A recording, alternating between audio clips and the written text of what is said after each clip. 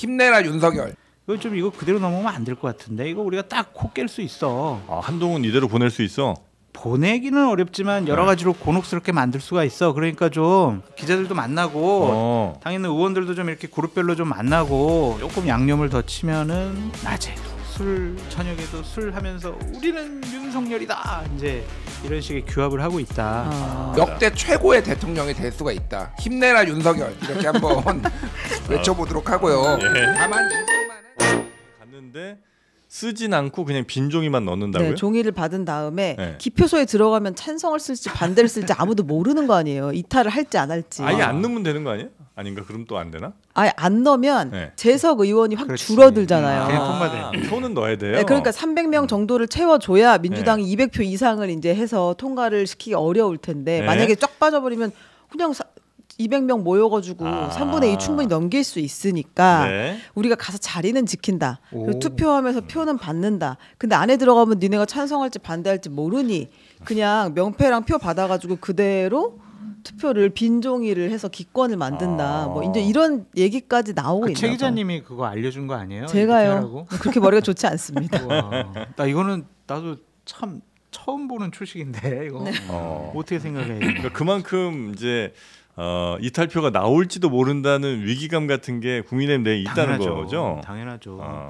그러니까 지금 뭐 김건희 여사와 관련된 문제를 이번 기회에 털고 가야 된다라고 생각하는 분들도 있고 친한 친윤이 당원 게시판 문제 갖고 세게 붙어 있잖아요. 그러니까 거기서 이탈표가 나올 수도 있겠다라고 충영 원내대표가 생각했을 수도 있다. 근데 어떻게 이러한 생각을 하지? 아주 창의적입니까? 창의적. 저 처음 들어봐요. 아 그래요? 근데 방법은 괜찮긴 해요. 들어보시니까 아주 획기적이네요. 획기적이야. 그렇죠. 머리가 탁 트이는 방법 아니에요? 그러니까, 맞네 이러면 되겠네. 와. 역시 국힘은 준법 정신이 투철하네요. 또 준법 정신이에요. 법을 어기지 않는 데서 법꾸라지처럼 빠져나가려고 하는 잔머리들이 굉장하잖아요. 여기 이제 검사들도 많고 이제 법조인들 많으니까 이런 머리를 쓴 것 같은데. 그러니까 이게 법조문 문구 하나하나 지금 이게 뜯어 고쳐가 그러니까 해부해가지고 지금 하는 거잖아요. 이걸 취지는 제2 요구할 때 무기명 투표하라는 거는 개개인의 양심에 맡기라는 거잖아요. 그거를 다 무력화하는 잔머리들이 대단하다라고 이제 말씀을 드리겠고요. 그러니까 요 사실관계를 명확하게 할 필요가 있는데, 그러니까. 이승만 정부 때 역대 최대였어요. 근데 해방 전국 막 그때라서 그래서 이승만이 45번을 했습니다. 윤석열 대통령은 지금 2년 반 됐는데 25번이잖아요. 이 추세라면은 이승만에 넘을 수 있다. 충분히 가능하다. 역대 최고의 대통령이 될 수가 있다. 힘내라 윤석열 이렇게 한번 외쳐보도록 하고요. 다만 이승만은 12년간 45번이거든요. 2년 반 동안 25번이면요 불멸의 이순신 다음에 불멸의 윤석열이다. 그 정도 급으로 보시면 될 것 같아요. 그러니까 얼마나 지금 이게 대통령이 거부권이라는 걸 남용하고 있는지, 특히 가족과 관련해서 이렇게 한 사람은 아무도 없거든요. 가족 수사나 이런 거와 관련해서. 그러니까 이 윤석열 대통령이 굉장히 심각하게 이것도 법을 자기 거부권은 뭐 헌법에 있는 권한이니까 준법 정신에 투철해가지고 지금 다 거부하시겠다는 거잖아요. 대단한 국힘 대통령이다. 뭐 이렇게 말씀드립니다. 저는 보수파 패널과 전직 국민의힘 계열의 당직자 출신 당원으로서 김준일 대표에게 공식적으로 사과를 요구하겠습니다. 아 사과 요구합니까? 사과요? 아까 사과해요.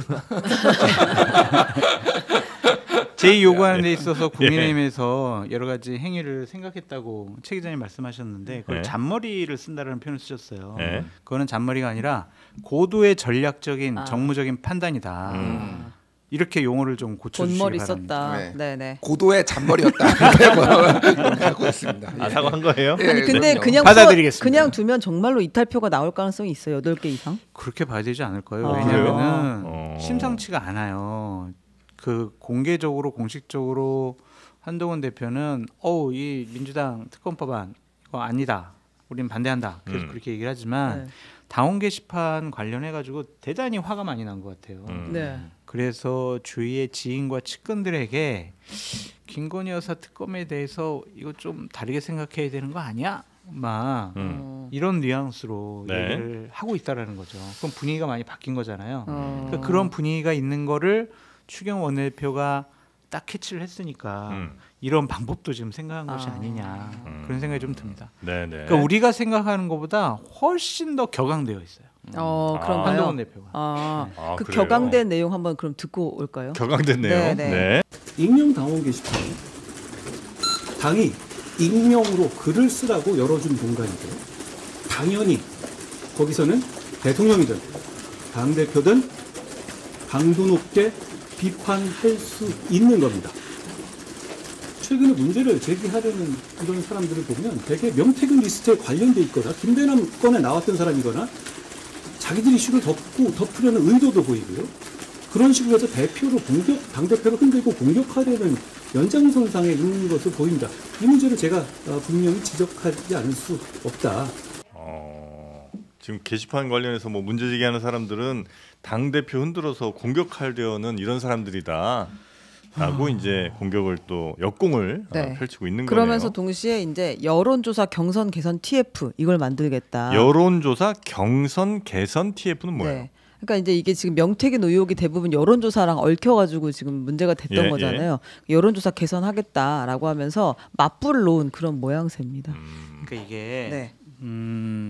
당원 게시판 문제와 관련해가지고 상당히 한동훈 대표가 격앙되어 있는 게 그냥 윤핵관들이 몇 명이 삿대질하는 거는 참을 수 있다라고 생각을 한 거죠. 근데 여기에 윤석열 대통령이 직접 플레이어로 참전하고 있는 거 아니냐. 대통령이? 네, 이런 생각을 하고 있는 것 어떻게 같아요. 플레이어로 참전해요? 이거 예를 들면 소설이에요. 소설 네, 또 네, 갑니다. 네, 소설합니다. 스토리 씁니다. 예. 전 이제 윤석열 대통령이에요. 본인이. 네, 그리고 당에 있는 저 예를 들면 네. 대단히 측근 술친구 박성민 의원이에요. 예를 들면 그냥. 야 성민아, 야 기회 잡은 것 같아. 이거 가지고 좀 의원들한테 좀 이렇게 좀 규합도 좀 하고 네. 여러 가지 좀 공격 포인트에 대해서 좀 당신이 이렇게 좀 업무 분담 좀 시켜가지고 좀 얘기 좀 하라고 해. 이거 그대로 넘어가면 안 될 것 같은데 이거 우리가 딱 코 깰 수 있어. 한동훈 이대로 보낼 수 있어. 보내기는 어렵지만 여러 가지로 곤혹스럽게 만들 수가 있어. 그러니까 좀 점심 저녁 좀 기자들도 만나고 당에 있는 의원들도 좀 이렇게 그룹별로 좀 만나고 좀 운동도 좀 하고 그렇게 해서 좀 사람들 좀 규합하고 목소리 좀 내게 해. 이렇게 얘기를 했다라고 좀 추측을 하거나 의심을 하는 것 같아요. 윤핵관이 아니라 윤이었다 이렇게. 윤이었다. 그런 이제 소문과 그런 생각과 상상을 좀 한동훈 대표가 강하게 하고 있는 것이 아니냐. 그래서 지금 네. 박성민 의원이 엄청나게 활발하게 지금 당의 의원들을 그룹별로 만나고. 네, 그래서 너는 이 공격, 너는 이 공격, 너는 이렇게 해서 이렇게 치고 들어가 이런 걸 지금 하고 있다. 조금 양념을 더 치면은 낮에도 술, 저녁에도 술 하면서 우리는 윤석열이다. 이제 이런 식의 규합을 하고 있다라는 소문이 여의도 바닥에 원래 많이 드시기로 하다 근데 합니다. 유명하기는 하잖아요. 조금 더 많이 드신다. 더 드신다.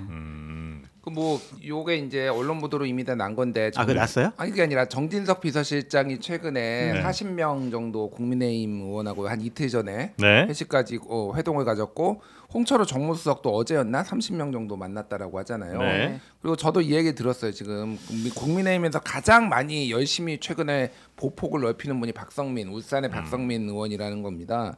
뭐 그분이 왜 바쁘신지는 모르겠으나 이런 분들이 지금 많이 움직이는 데는 이유가 있겠죠. 그리고 최근에 이제 원래는 별로 이런 문제에 잘 관여를 안 했던 김은혜 전 홍보수석, 김은혜 의원도 갑자기 지역 현안이 아닌 것에 대해서 현안에서 갑자기 참전을 하고 강승규 전 시민사회수석, 강승규 의원도 참전하고. 그러니까 모든 사고에는 전조 증상이 있어요. 네. 대형 참사 뭐 하인리의 법칙 있잖아요. 네. 대형 참사가 나기 전에 원래 한 29번의 경미한 부상과 300번의 무상의 사고가 이제 나거든요. 네. 그러니까 이게 지금 다 전조 증상으로 결국은 당 대표 찍어내리기 이거고 이 당이 제가 예전에 진짜 제가 생각해도 제가 잘 만들었다고 생각했는데 선동원 민주 공작은 국힘. 국힘이 공작 하나는 진짜 끝장나게 하잖아요. 기깔나게 하거든요. 여기가 지금 몇 개의 공작이 지금 한꺼번에 돌아가고 있는지 모르겠습니다. 근데 당 대표 찍어내려고 하는 거는 제가 보기엔 거의 이건 심증 정도가 아니라 거의 확증 정도 되는 것 같다.